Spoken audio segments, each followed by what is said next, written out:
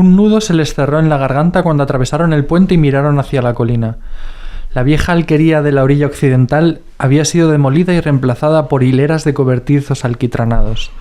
Todos los castaños habían desaparecido. Las barrancas y los setos estaban destrozados. Grandes carretones inundaban en desorden un campo castigado y arrasado. Bolsón de Tirada era una bostezante cantera de arena y piedra triturada. Más arriba, Bolsón Cerrado se ocultaba detrás de unas barracas. «Lo han derribado», gritó Sam. «Han derribado el árbol de la fiesta». Señaló el lugar donde se había alzado el árbol a cuya sombra Bilbo había pronunciado el discurso de despedida. Yacía seco en medio del campo. Como si aquello fuera la gota que colmaba el cáliz, Sam se echó a llorar. Del Señor de los Anillos, el último libro del Retorno del Rey del gran maestro John Ronald Reuel Tolkien. Bienvenidos al Club Dalroy. Bueno, hemos empezado ya generando expectativas con esta lectura de la vuelta de los hobbits a la comarca después de la destrucción del anillo. Y bueno, la verdad, yo estoy muy expectante porque tengo muchas ganas de este episodio. Nos acompaña hoy Pablo Martínez de Anguita. ¿Qué tal, Pablo? Buenos días. Buenos días. Aquí Pablo, amigo además de Paulina, amigo nuestro, amigo del club, Paulina Núñez, que trabaja en la universidad, que ya estuvo en un episodio en la segunda temporada sobre ecología integral. Exactamente, muchas gracias. Buenos días otra vez. Bueno, ya como no somos profesionales decimos buenos días y a lo mejor esto lo escucha la gente por la tarde. Pablo es profesor de la Universidad Rey Juan Carlos en el ámbito de ciencias medioambientales. Está también con proyectos interesantes, está escribiendo un libro, está investigando, nos ha estado contando antes y espero que algo de lo que nos has estado contando pueda salir. Y queríamos hoy hablar, ahora presento también a Javier y a David, pero queríamos hoy hablar sobre ecología humana, sobre ecología integral, sobre conservadurismo en cierto modo y sobre qué tiene que ver todo esto.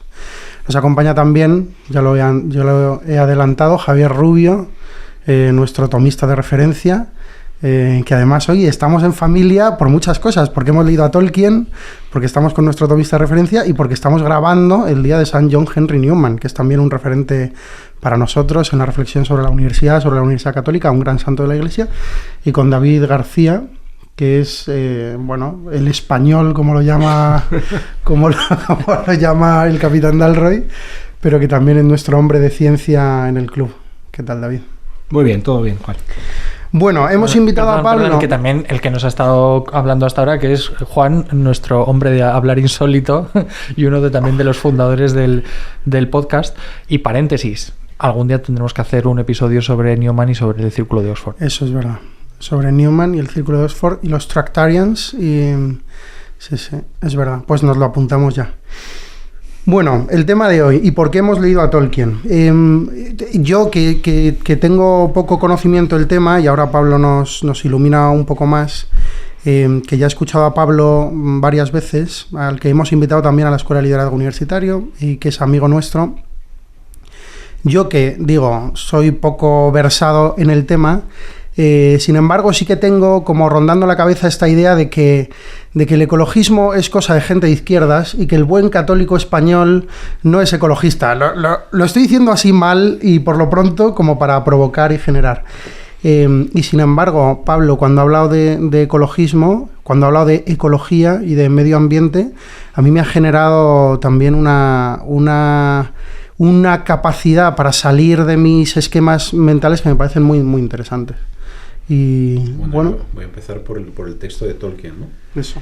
Del regreso a la comarca y ver la cantera, las piedras. A mí me recuerda mucho a un poeta inglés que se llama Wordsworth, que decía que todas las cosas que aman el sol están bajo el sol, están fuera, están outdoors, ¿no?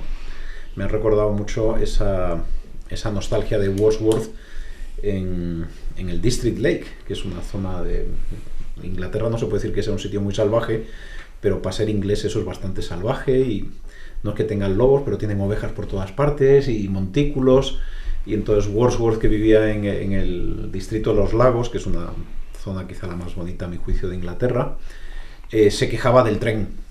Dice, bueno, el tren con su humo, con su ferrocarril, con su pitada, rompe la paz, ¿no? Y entonces yo a mis alumnos le cuento, digo, esto parece un poco sacado de contexto, porque en aquella época victoriana el éxito de Inglaterra, incluso me llama mucho la atención como el anglicanismo, ¿no? Como uno puede pensar que el rey de tu país es el príncipe de la iglesia, ¿no? Pero claro, para un anglicano decir, oye, es que si el Señor nos ha dado el carbón, nos ha dado la inteligencia, nos ha dado la ciencia, nos ha dado Oxford, y podemos construir un ferrocarril que vaya, que era el proyecto de Cecil Rhodes, desde Egipto hasta Sudáfrica, será porque somos el pueblo elegido, ¿no? Luego, entonces esto es una verificación de... Entonces todo el ser inglés de algún modo se basa en el apoyo a su revolución industrial, y de repente te salta un excéntrico diciendo que eso le molesta a las ovejas, ¿no? Es simplemente una excentricidad, ¿no? Y luego eso ha pasado en España, y las comparaciones nunca son buenas, pero hubo un grupo en España que se quejó y que no quería que el ferrocarril llegara a su tierra, y desgraciadamente pusieron muchas bombas para hacerlo. Me refiero a ETA con el AVE y los valles vascos, ¿no? Entonces, claro, cuando uno es un hombre de bien, dices, joder, es que hay que hacer el tren sí o sí, y estos valles vascos es sencillamente un romanticismo de unos tíos de Ribatasuna, etcétera, ¿no? Pero cuando ves verdaderamente la belleza de los valles del norte de Navarra y de Guipúzcoa, dices, hombre, pues podríamos hacer como hemos hecho aquí en el valle del Guadarrama y soterrar el tren, ¿no? Porque efectivamente se pierde la belleza. Entonces, bueno, estamos entre un problema que es verdad que se simplifica y parece que si no quieres el tren eres de Ribatasuna, y porque defiendes la ecología, pero al mismo tiempo es un problema que hunde sus raíces en la industrialización, y al hundir sus raíces en la industrialización, en el fondo se enfrenta a dos o tres hechos fundamentales que surgen en el siglo XVIII: la disponibilidad de la energía, la creación de una clase social proletaria, que curiosamente tendría que ser la que está contenta con el tren porque le está sacando de la dependencia rural, y un cierto sentido de absoluto poder que tiene el hombre sobre la naturaleza, ¿no? Entonces, curiosamente, en Estados Unidos los conservacionistas son los republicanos, ¿no? Entonces, es muy circunstancial que aquí... lo español, sí. Que en España la conservación de la naturaleza parece que sea de izquierdas. A comienzos del siglo XX, finales del XIX, hay una zona preciosa en Nueva York, en el norte de Nueva York, lindando con Canadá, es una extensión inmensa, se llaman los Adirondacks, y entonces la Universidad de Cornell dice, bueno, pues vamos a poner esto en funcionamiento, habla con la familia Rockefeller y contratan unos forestales de Alemania para que ordenen, ¿no? Entonces los forestales de Alemania llegan e imponen cuarteles, cantones y orden en la planificación forestal. Y cuando los Rockefeller ven que van a cortar el bosque así a lo bestia, dicen, estos alemanes que vuelvan a Alemania y invadan Europa, pero que nos dejen en paz nuestros bosques. Y de hecho, en Cornell hay un sitio que se llama el Hall of Forestry, que es lo único que queda de la escuela que cerraron los Rockefeller en Cornell para crear la Escuela Forestal de Syracuse, acorde con unos criterios más ecológicos, estéticos y apropiados para pasar los veranos en los Adirondacks, ¿no? Uh-huh. Entonces, es muy circunstancial. ¿Por qué el conservacionismo, que no el conservadurismo en Europa es de izquierdas? Bueno, tiene mucho que ver con mayo del 68 y con el existencialismo hasta cierto punto, y digamos que el feminismo, el ecologismo y el pacifismo son, a mi juicio, son los únicos tres hijos que le queda a la revolución social de izquierdas de mayo del 68. Pero vuelvo a decir, es muy circunstancial que la conservación de la naturaleza parezca que es algo que no es patrimonio de todos, sino solo de unos pocos, ¿no? Uh-huh. Entonces, bueno. Yo creo que aquí también es interesante darse cuenta de que muchas veces en la vida tendemos a simplificar para hacer equipos y bandos y apuntarnos a un bando como asumiendo un pack entero de ideas que pertenecen aparentemente a los míos, ¿no? O sea, como que nos resulta a veces difícil, pues por las circunstancias de la vida, porque estamos a otras cosas, pero nos resulta a veces difícil pararnos a hacer la pregunta, pero verdaderamente hay algo que conservar y es bueno conservar. Y si uno incluso se ha encontrado con Cristo y es católico, dice, pero ¿esto es un regalo o es algo que yo domino y dispongo de ello de un modo absoluto para conseguir mis fines, que además quizá circunstancialmente se alinean con los fines del neoliberalismo o del capitalismo? Digo, sí, saliéndome de un discurso meramente político, etcétera. Yo creo que la pregunta también puede estar ahí. Vamos a abordar esto primero desde una perspectiva teológica. Si tu novia, pues ya con una mujer es casada ya es más difícil, pero si tu novia te dice, chaval, te quiero ver en 15 minutos en McDonald's debajo de mi casa, ¿qué puedes esperar? Algo no va bien. O sea, son las 4:30 de la tarde, que te cite 15 minutos en un McDonald's en plan cutre, tío, prepárate. O sea, si no sabes lo que has hecho, empieza a hacer examen de conciencia.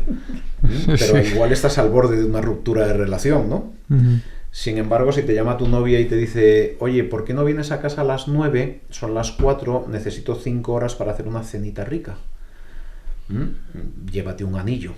¿No? Es decir, dime qué comes y te diré qué es lo que quiere de ti tu novia, ¿no? Entonces, quiero decir que las cosas con amor se hacen a fuego lento. Y Dios ha hecho este mundo a fuego muy lento. Ha utilizado miles de millones de años para hacer la maravilla en la que estamos ahora. Entonces, yo creo que Dios es esa novia que te dice, te voy a hacer una cena rica, ¿no? Y te la voy a cocinar con cariño. O sea, no te voy a decir, venga, toma un McDonald's y ponte a producir. Eso, entonces no seríamos hijos de Dios, seríamos esclavos. No, pero es que ha cocinado con exquisitez y con cariño. Puede haber entre 4 y 80 millones de seres vivos en el planeta. O sea, un planeta que se deja descubrir, un planeta que es una joya en el universo sin parangón, unos equilibrios maravillosos, ¿no? O sea, es un Masterchef de la evolución lo que tenemos aquí. Entonces, cuando alguien te invita a un restaurante Michelin 5 estrellas, quiere decir que te quiere. A eso me lleva la intuición de la contemplación de la belleza de la naturaleza. Uh-huh.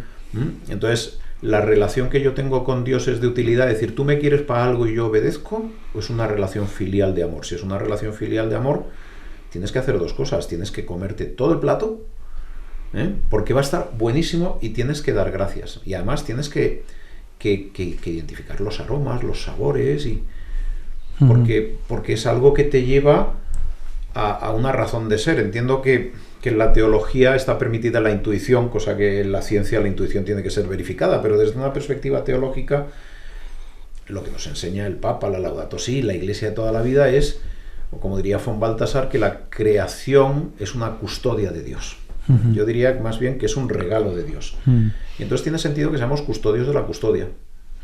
Y esta forma de pensar, yo creo que está presente en la tradición española.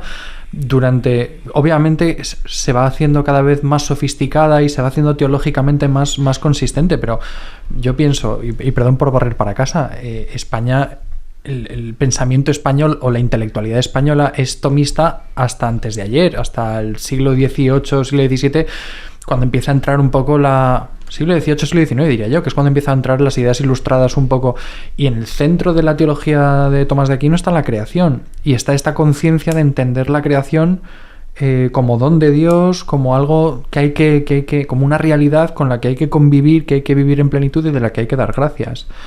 O sea, esto me parece a mí que es absolutamente nuclear del pensamiento de Tomás de Aquino. Yo creo que hay 3 puntos de ruptura en esa tradición, que luego, por ejemplo, pienso en Jaime de Foxá, ¿no?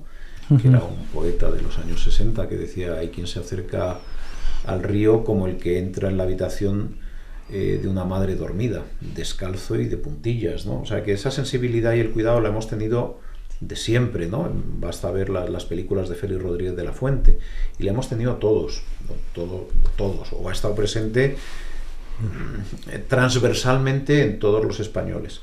Pero yo creo que ha habido 3 puntos de ruptura. La primera, el racionalismo cartesiano, la res extensa, la res cogitans, cuando de repente dices, eres un mecanismo, ¿no?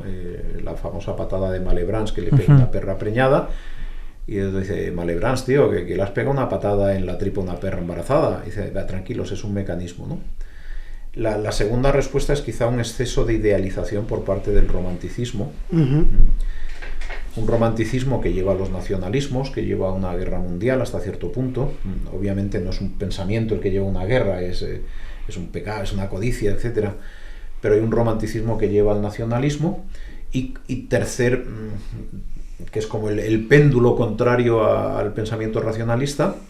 Y luego tercero, ante la desesperanza y la tristeza que genera la respuesta nacionalista, surge pues un cierto existencialismo donde, con la náusea de la existencia, donde nos tenemos que autodefinir.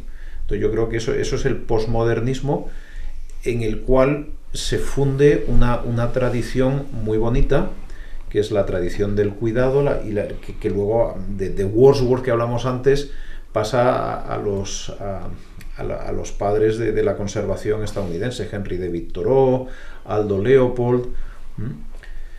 Entonces ahora mismo vivimos una mezcla de muchas ideas y hay que separar la paja del grano, ¿no? Pero lo que no puedes decir es,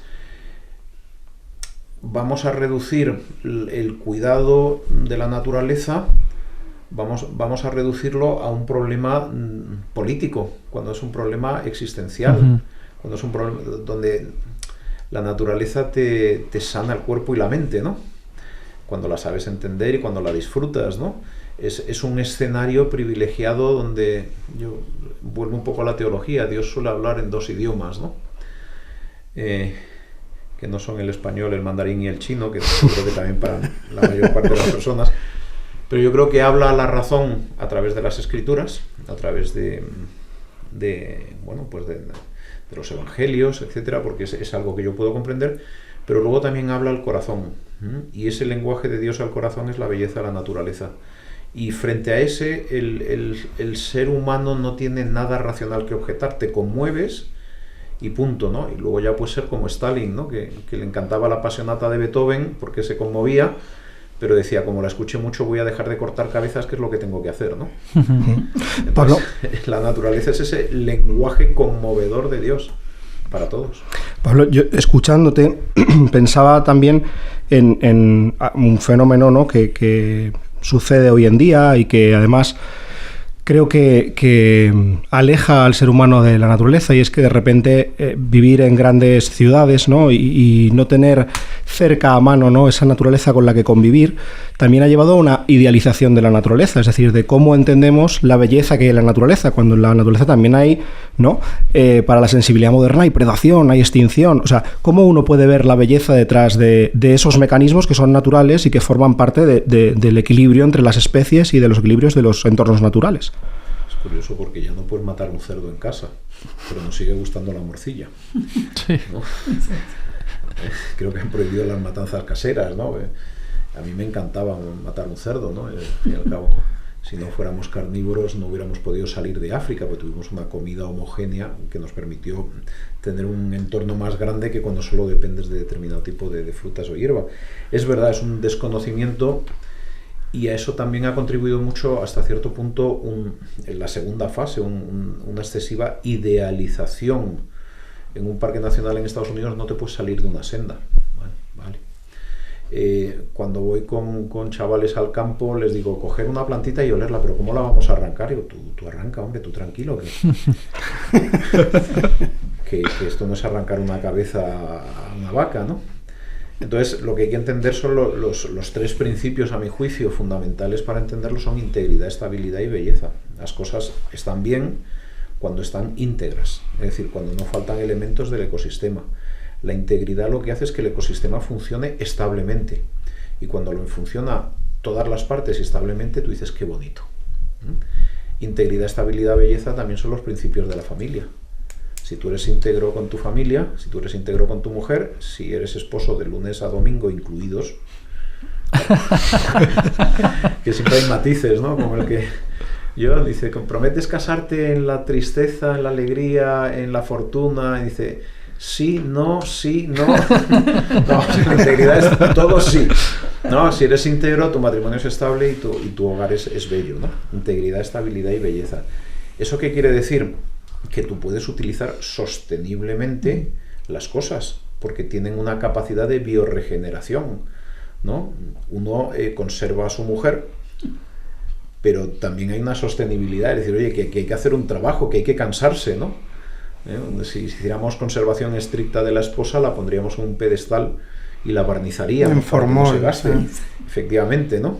Entonces, ese concepto de sostenibilidad, que desgraciadamente hoy en día se ve como una perspectiva muy utilitaria, voy a utilizar a la naturaleza sin hacerle daño, ahora voy a utilizar a mi mujer sin cargármela, suena mal, hay que saberla combinar con la admiración. La sostenibilidad no se sostiene si no tiene una admiración detrás. Hay un ejemplo de esto que a mí me llamó mucho la atención, porque fue una noticia que leí ayer, que al parecer se iban a destruir no sé cuántas hectáreas de olivares en Jaén para poner paneles solares.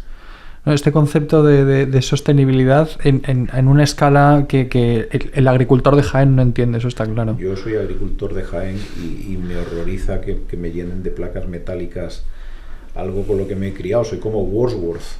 Yo no quiero placas metálicas en el olivar, ¿no? Entonces, dices, es que tenemos que ser sostenibles con la energía. Bueno, pero se trata de ver las cosas en su totalidad. Su belleza, su estética. Un campo de placas solares es un campo muy muerto. También hay olivares muy muertos, porque nos hemos cargado los olivares en Jaén, nos hemos cargado el suelo, y o sea que los olivareros generalmente lo hemos hecho muy mal, ¿no? Por eso tampoco es el defender al agricultor a toda costa. Tampoco hay agricultores que lo hacen bien y agricultores que lo hacen mal. Por supuesto. Hay padres de familia que lo hacen bien y mal, ¿no? Pero hoy en día miramos la cuestión ambiental más desde el miedo que desde la admiración. Y quizás también la admiración implica como ir a otra velocidad, ¿no? Yo estoy segura que en algún momento os he comentado, la Madre Prado de las Agustinas de la Conversión dice mucho que no tenemos edad para decir pájaro, árbol, ¿no? Entonces, ¿qué árbol, qué pájaro? Entonces, esto es una golondrina, una gaviota, es un tipo de pájaro, no es un pájaro. Y el árbol es un chopo, es un álamo, es algo, ¿no? Cuando te puedes referir a algo por su nombre, me imagino que tiene que haber previamente un proceso de lo que tú decías, Pablo, de admiración y de detenerte, de ir a otra velocidad. Entonces ves la realidad, te interesas por conocerla y la cuidas, la custodias. Pero entonces no es un plan de sostenibilidad, que no estoy peleada con que existan y veo que hay una necesidad, pero a mí me resuena interiormente más lo otro, ¿no? Hay un libro que me enviaron hace poco de la editorial, de Juan Andrés Oria de Rueda, que es justamente naturaleza tradicional española, y me dio mucha ternura que me lo enviaran. Dije, oigan, yo de montes sé poquísimo, que ingeniería de montes no soy y no sé. Y me encantó porque me decía la persona que me lo envió, ¿pero te gusta España? Sí. ¿Y te gusta el monte? Sí. Pues léetelo. Y estoy leyendo de árboles singulares en Cantabria y me está encantando. Entonces, claro, aprender, pues hombre, sí, algo se me quedará, pero no. El objetivo de esta persona, que no se mueve en unos ámbitos efectivamente progresistas, rojos, ¿no? Es hablar de la belleza que conoce. Eso es. Y eso es precioso, pero creo que implica algo que nos cuesta a todos, que contraponiéndolo con integridad, estabilidad y belleza, es discernimiento, vencer el cinismo y la amargura, que es una postura muy fácil y para algunos muy cómoda, muy calientita, de ser críticos con lo otro sin ver qué de verdad hay en ese con el que no simpatizo, pero que puede incluir trazas de verdad en lo que me está diciendo, ¿no? Pero discernir es agotador y quizás es una cosa en la que tenemos que todos bajar las revoluciones y dialogar y ver qué hay de verdad en eso. Contemplar para discernir. Yo, volviendo a lo teológico, perdón que barra para casa, y perdón también porque yo he soltado cosas un poco brutas, pero para provocar la conversación. Volviendo a lo teológico, creo que parte de esta crispación que es, decía Pablo, singular en España y en algunos otros territorios, creo que puede tener en cierto modo un origen bíblico en el Génesis, ¿no? Porque es verdad que hay un mandato de someter y que hay una especie de señorío del hombre sobre la naturaleza. Pero claro, aquí el punto es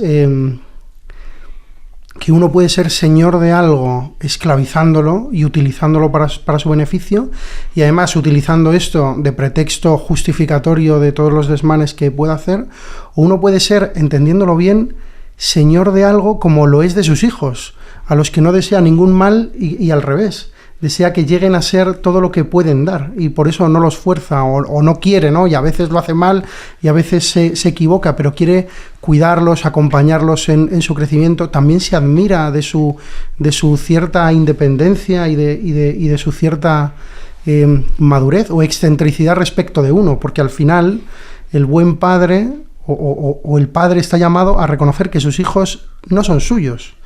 Y creo que la relación con la creación, cuando Dios le dice a Adán, que Adán significa tierra, ¿no? Adamá en hebreo, pon nombre, pues es un señorío que le compete al hombre porque es racional y precisamente porque ordena, pero ordena no solo como los alemanes que fueron a ordenar los Adirondacks, ¿no? Diciendo, haciendo cuadrantes sino que ordena partiendo de la concepción, que lo decía antes Pablo, que es un regalo. Y al mismo tiempo, al mismo tiempo, el pecado, dice el Génesis, introduce una enemistad entre el hombre y el mundo y la naturaleza, ¿no? Y dice que arrancará su fruto con el sudor y pensaba ahora, cuando hablaba de los olivareros de Jaén, que este mundo competitivo en el que estamos, donde otros países tienen unas leyes que les permiten exportar sin aranceles y de un modo mucho más barato, puede hacernos hacer barbaridades con nuestro campo, etcétera. No sé cómo lo ves, Pablo. A ver, empezando por el Génesis, que siempre es un buen inicio. Has utilizado la palabra señor, señorío, pero esa palabra no aparece en el Génesis, aparece domine. Uh-huh. Entonces, la palabra señor es una traducción quizá demasiado injusta, ¿no? Porque la palabra original es el domus domine. Y domine viene de domus, que es casa. Entonces, domine es el que hace la casa, el que ordena la casa, el que hace vivible la casa. Ese es el domus, el domine es el del domus. Lo que pasa es que la palabra señor no hace relación a la casa. Entonces, por eso digo que la palabra señorío es engañosa, es tricky. Uh-huh. Es como la palabra en inglés podríamos traducirla por máster, ¿no? Uh-huh. ¿No? Y sobre lo que hay que tener una maestría, que máster viene de ser maestro, es sobre nosotros mismos, no sobre las cosas. El hombre sabio, el hombre, la mujer, vamos, que es verdaderamente un maestro, es el que entiende su naturaleza humana, ¿no? Decía Gabriel García Márquez, ¿no? Que su primera novela no le había gustado mucho porque todavía no, dice, me faltaba un poco de técnica, pero sobre todo no había conocido el corazón humano. O sea, un maestro es el que entiende quién es. Entonces yo entiendo que para entender quién eres necesitas entender la experiencia humana, pero también necesitas entender tu legado evolutivo y biológico. Es decir, ¿por qué tienes los ojos delante y no al lado de las orejas? Tiene una razón de ser. Para que mires de frente, y miras de frente porque generalmente tiendes a ser predador. Si fueras un ratón tendrías los ojos en las orejas para que no te coman, ¿no? Es decir, entender quién eres es fundamental para ser un maestro, para ser un máster. Hay una palabra que a mí me parece muy interesante, que es el concepto de lobo alfa. Esto fue un concepto inventado por David Mensch, que era un ecólogo de la Universidad precisamente forestal de los Adirondacks, de Syracuse, y estudió los lobos en Canadá. Entonces vio que había uno que mandaba, y entonces dijo el macho alfa. Entonces nos ha quedado el concepto de macho alfa, de gran jefe, etc. Y de repente 3 años más tarde se dio cuenta que no era un macho alfa, que era un pater familias, que realmente los lobos eran una familia con un macho alfa y un macho hembra que se reproducían, pero no porque fueran alfa y hembra, sino porque en casa quienes nos reproducimos somos papá y mamá. Tan sencillo como eso, ¿no? Y que es un hogar, el de los lobos abierto, donde acoge a otros lobos que no tienen nada que ver, porque a lo mejor, igual que acoges al típico yerno que dices, este tío sería un puntazo para mi niño, ¿no? Pues lo acoges y haces una familia extendida, pero ya tu hijo mayor que está testosteronado, pues dice, me tengo que ir porque tengo que buscar otra loba, y se va a otra familia, ¿no? Entonces es muy bonito porque no existe el macho alfa. El lobo de Wall Street es una patraña, es un capullo de Wall Street, con perdón. Sí, sí. ¿No? El lobo es un pater familias, ¿no? Entonces tenemos como esa concepción de que la naturaleza, y es verdad que hay predación, etcétera, pero que ser maestros, ser señores, precisamente consiste en cuidar tu casa, en cuidar tu manada, y de algún modo, como tenemos una capacidad muy grande de hacer el bien o de hacer mal, cuidar tu casa, que es el planeta. Pero eso es ser el domine. Y todo lo demás son reducciones. ¿Por qué vienen las reducciones? Yo creo que por miedo. Es decir, es que lo que importa es que todos tengamos trabajo y energía barata. Bueno, pues eso sí y no. Sí, si se hace bien, ¿no? Yo cuando estuve en Sierra Leona, me acuerdo que hablando con un ministro, decía, hombre, pues aquí podríamos hacer plantaciones de jatrofa, energéticas, etcétera. Y dice, sí, pues vete al norte, que hay 60.000 hectáreas que se pueden utilizar. Fui al norte, había 60.000 hectáreas con 60.000 personas. Y le dije, hombre, pero aquí hay gente, ¿no? Y dice, no, mira, Pablo, dice, te voy a explicar cómo funciona esto. Aquí en África, la tierra es pública, lo público es del Estado y el Estado soy yo. Si estos tíos se tienen que ir de su tribu por el bien de la patria, se irán, porque así crearemos puestos de trabajo. Y, hombre, pero no les quites la tierra para ponerlos, eso se llama esclavizar a la gente. Reconócele los derechos de propiedad, oye, y si ellos quieren producir, que produzcan, ¿no? Entonces, no todo en la vida puede ser jugar a la carta de crear riqueza económica a toda costa. Hay que hacer las cosas bien. ¿Y cómo se hacen las cosas bien? Con integridad, teniendo en consideración todos los factores de la realidad. Cuando las cosas son íntegras, son estables. Si tú estás haciendo las cosas bien ecológicamente, socialmente y económicamente, con estos tres factores balanceados, vas a tener una estabilidad, vamos a continuar cómodos, y eso va a generar una armonía en la sociedad. Cuando tienes miedo, solo te apoyas en uno de estos. Es que vamos a morir de calentamiento global, lo que sea, antes que morir dentro de 30 años por un ciclón. Digo, ya, pero tampoco te cargues el olivar por eso. O sea, vamos a ser comedidos, vamos a seguir buscando, vamos a seguir investigando, vamos a ser íntegros en la política, íntegros en la búsqueda de solución. No todo es solo un factor. Y luego hay otro punto en eso, que si tomamos el esquema que nos ha comentado Juan, que tiene que ver con el Génesis, el comprender al hombre a veces como aquel que tiene la misión de gestionar, de ordenar, de ser el padre de la familia, esto puede conducir, gracias también un poco a ese primer principio de ruptura del que hablabas, de ese dualismo, a concebir al hombre en una clave muy espiritualizada, muy virtualizada, muy separada de la naturaleza, muy por encima, hasta el punto de que pierde conciencia de su propia biología, de que él también es sangrado. Esto es una cosa que comentábamos antes en la conversación, antes de empezar a grabar, y que yo creo que una parte importantísima del tratar de reconstruir adecuadamente la relación entre el hombre y el mundo pasa por redescubrirnos a nosotros mismos como parte de ese mundo y como parte de esa biología. Lo que tú decías, nosotros también somos parte de ese plan larguísimo de Dios de la creación. Nosotros también somos resultado de un proceso evolutivo que nos ha hecho ser de una determinada manera, y a veces el considerarnos como no animales o el prescindir de nuestra animalidad hace que tampoco sepamos muy bien cómo dar con la tecla para resolver esta cuestión. Yo a todos los filósofos les diría, mirándolo a los ojos, eres un mamífero. Esto parece que no, pero lo eres. Y no es ningún insulto ni nada vejatorio, ¿no? Entonces, incluso mirando especies próximas a nosotros, podemos entender muchas cosas sobre nosotros, ¿no? Podemos entender nuestro bipedismo. Podemos entender que ese bipedismo pues, nos ha permitido una fonación que nos permite hablar. A mí me llama la atención que haya chimpancés que sean coquetas y que cuando cacen un ratón se hagan un collar con la tripa de ratón porque quieren estar guapas, ¿no? Pues eso ¿de qué me habla? Me habla de una feminidad. Totalmente. ¿No? El dimorfismo sexual, ¿no? El hecho de que tengamos unos pájaros macho tan llamativos y tan bonitos, tengamos pavos reales, ¿no? El pavo real macho se pavonea, a ver si liga, ¿no? Y a veces tú ves a los estudiantes, sobre todo más jóvenes, diciendo, pero les faltan las plumas, o sea, tienen un pavo espectacular, ¿no? Se está pavoneando, ¿no? Entonces, muchos de nuestros comportamientos, o todos, por decirlo así, todos nuestros comportamientos tienen una base animal.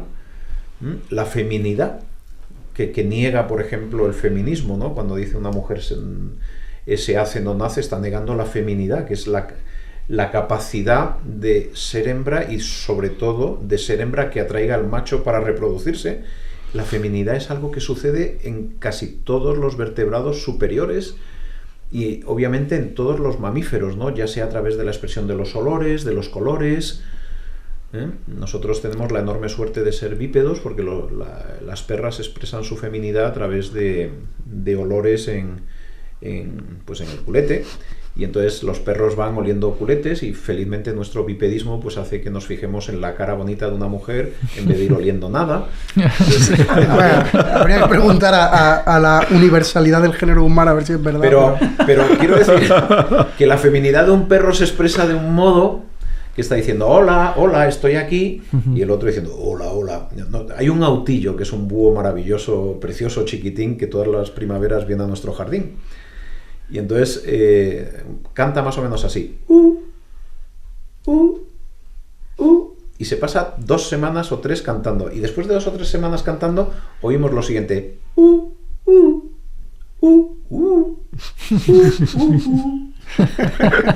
Y a la siguiente semana ya no oímos nada, lo cual quiere decir que ya están el autillo y la autilla empollando huevos.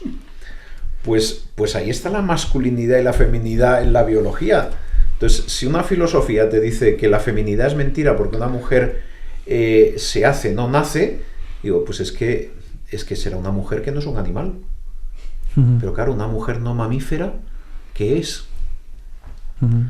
Yo me acordaba ahora también de una cosa que nos ha contado Pablo de los pechos y del origen de los pechos en un mamífero ovíparo que es el ornitorrinco, que habla, yo creo que también de este regalo que es la posibilidad de entender de dónde venimos, que yo creo que esto es muy del sapiens, del animal sapiens. Hay un par de cosas muy bonitas en el desarrollo fetal, sobre todo cuando uno se da cuenta que uno es un animal. Yo por lo menos he llegado a la conclusión de que todo lo que es la base de nuestra convivencia social procede de la ternura intrauterina. Esa es mi hipótesis que estoy intentando demostrar, que gracias a que existe la ternura maternal intra y extra, podemos socializar. Los ratoncitos, cuando no están 5 días con su madre amamantados y con cariñitos, no saben reproducirse. Es decir, en los mamíferos sin cariño y amor se dificulta la reproducción. Pues imagínate en nosotros, ¿no? Entonces, el ser humano, ahora lo ligaré con el ornitorrinco, el ser humano tiene, con su estado fetal, 2 cosas muy interesantes. En la semana 8ª desarrolla agallas como los peces, y luego las cierra. Y luego desarrolla lo que es un sistema excretor cloacal, es decir, la uretra y el esfínter y el aparato reproductor todos desembocan en el mismo agujero. Eso era útil cuando se ponían huevos porque el huevo estaba protegido, pero a partir de las 20 o 24 semanas se separa el ano o de la cavidad vaginal o del orificio del pene, ¿no? Pero pasamos por la fase de ser ornitorrincos, de ser ovovivíparos, ¿no? El ornitorrinco es una cosa maravillosa porque es el que nos indica por qué tenemos pechos, porque pechos los tenemos los hombres y las mujeres. Nosotros lo que tenemos generalmente es lo que se llama una rémora, es decir, para nosotros un pecho, el pezoncito no nos sirve de nada, pero no nos lo sabemos quitar porque es que desmontamos al ser humano genéticamente, ¿no? Pero es muy curioso ver cómo verdaderamente los pechos surgieron del sudor del ornitorrinco, ¿no? De que con el que regaba los huevos, que tenía biocida y que tenía una cierta cantidad de comida, que cuando nacían de los huevecitos los mamíferos, que son mamíferos ovovíparos, se iban acercando al olor que les había dado la madre e iban como adhiriéndose al cinturón de la grasita que tenemos todos a la altura del ombligo cuando la vida nos ha sonreído y empezaban a chupar, ¿no? Y cómo a partir de ahí pues se fueron formando hileras de pechos hasta llegar en la posición erguida a que el pecho sea una forma de feminidad. Decir, chico, no me mires mucho, pero mírame, que soy guapa, que soy atractiva, etcétera, ¿no? Entonces, la feminidad del ser humano pues es una cosa muy bonita, evolutiva, ¿no? Y por lo tanto innegable. Mirar la naturaleza nos ayuda a entendernos. Esto lo puedes hacer con el corazón, que es la contemplación, o lo puedes hacer con la ciencia, que es el estudio evolutivo. Yo no sé muy bien cómo ligar esto, pero es que no podemos dejar de pedirle a Pablo que nos cuente, y esto nos retrotrae el inicio del programa, y Pablo lo va a saber ligar fenomenal, aunque ahora parezca un corte, que nos hables de una cosa que es el Camino del Anillo, que es un recorrido por la naturaleza, pero también espiritual, por la Sierra de Madrid y al mismo tiempo por la Tierra Media. Háblanos del Camino del Anillo. Hay que ser friki, sí. Uno lo asume y listo. Yo siempre me he dedicado a la conservación de la naturaleza y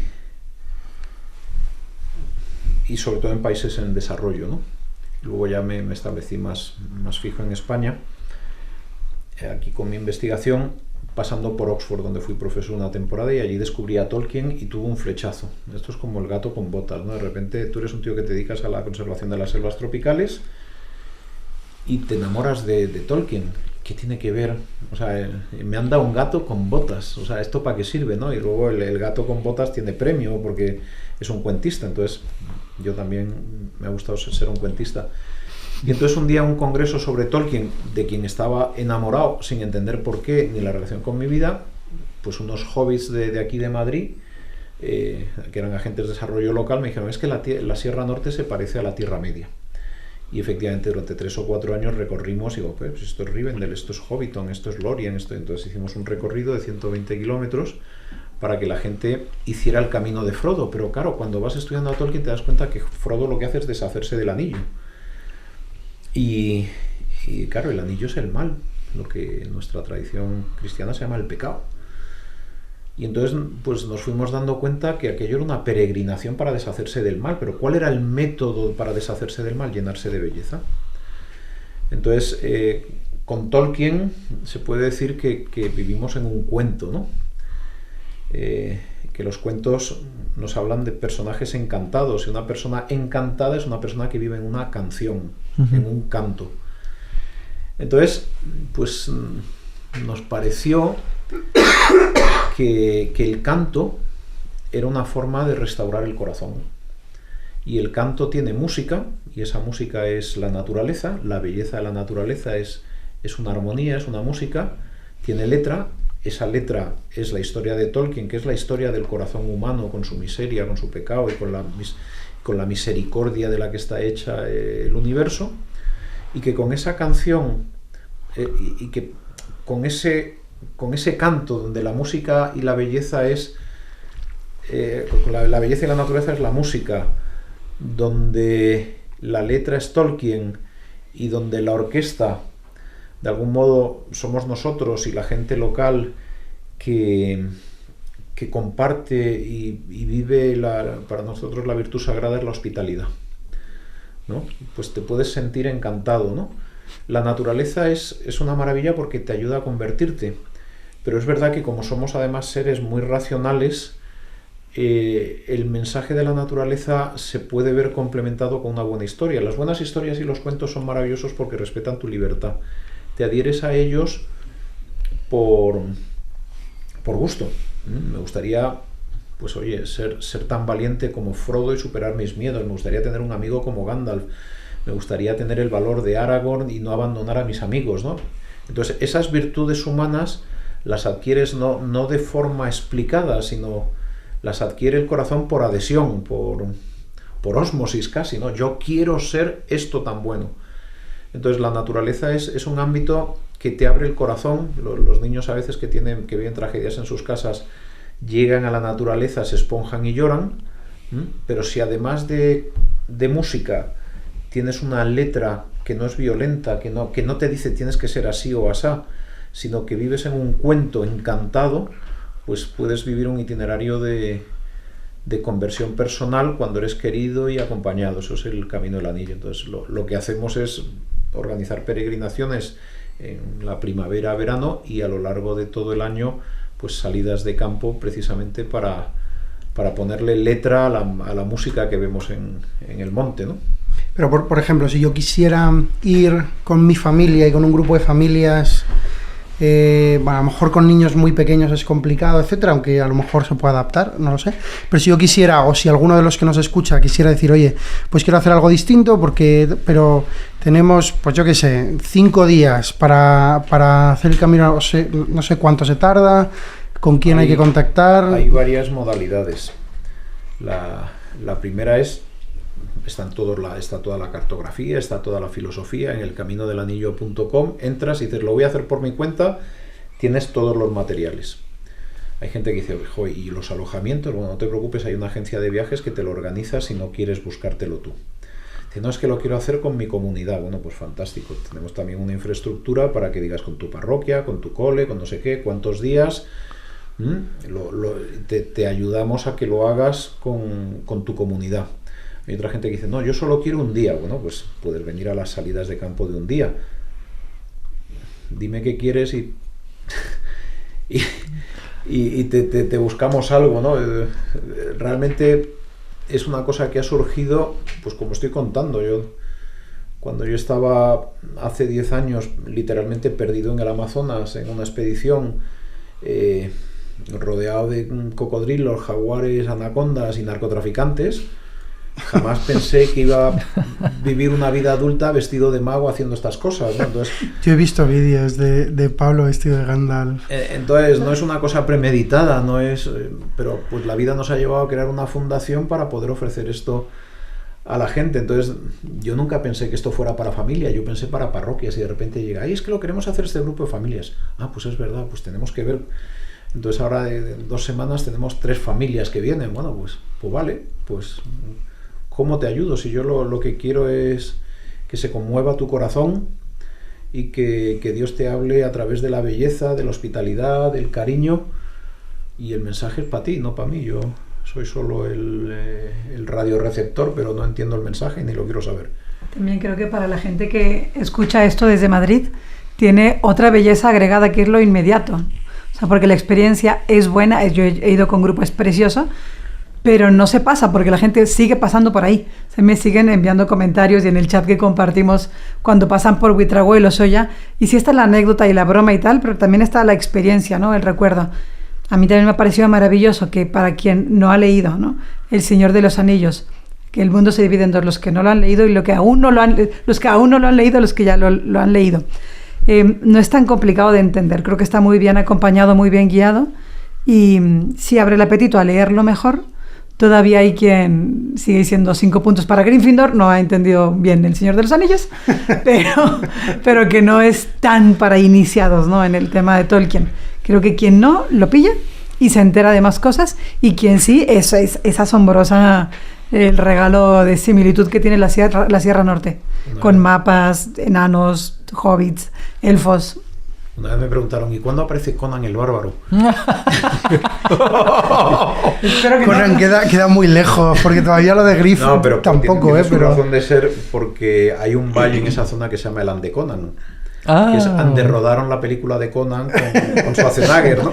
Ande Conan. Ande Conan, entonces el valle del Ande Conan. Pero no está en nuestro mundo Conan. Bueno, o sea, a mí se me ocurre que tenemos que hacer una experiencia Dalroy en la Sierra Norte de Madrid. Sin duda, ¿eh? Sí. Yo tengo casa en Torremocha de Jarama, que el Camino del Anillo pasa por allí. O sea, mis abuelos paternos son de Torremocha de toda la vida.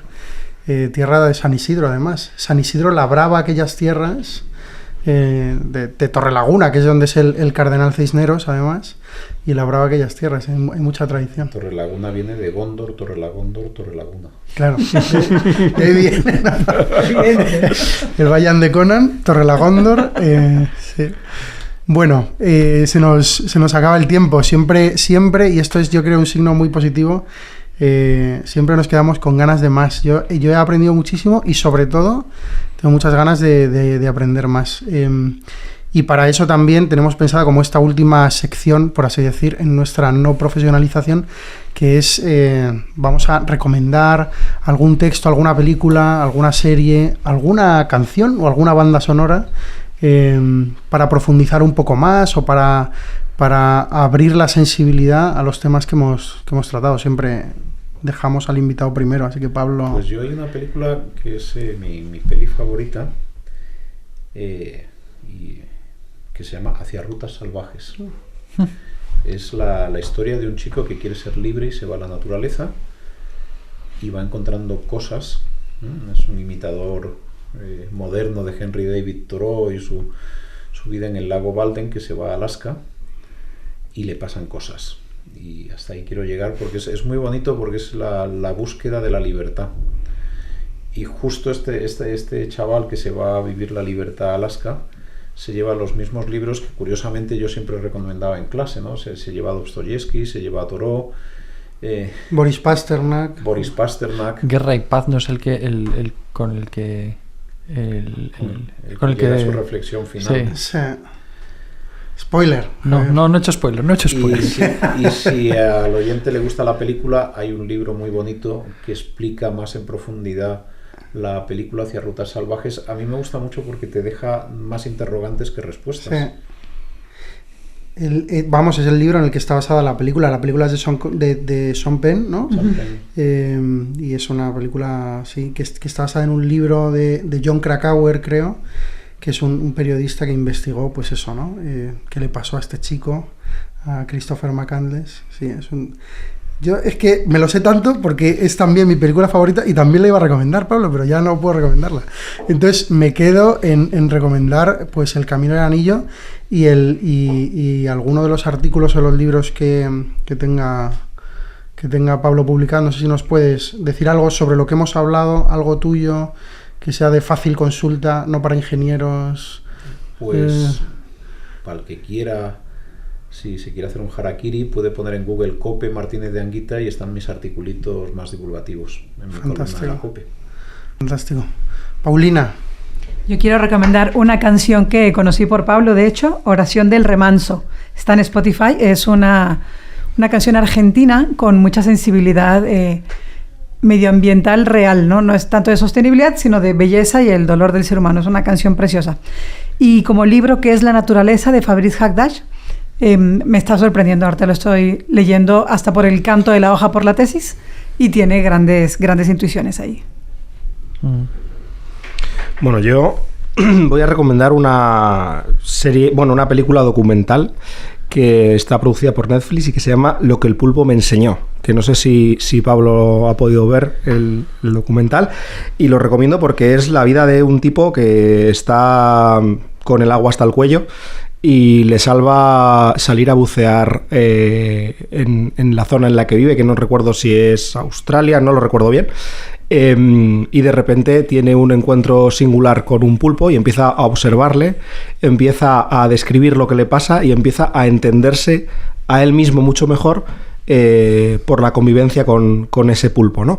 Y me parece que es una serie un documental que te abre el corazón y que además te hace preguntarte cosas y te conmueve profundamente, ¿no? Por lo menos yo cuando lo vi me conmovió.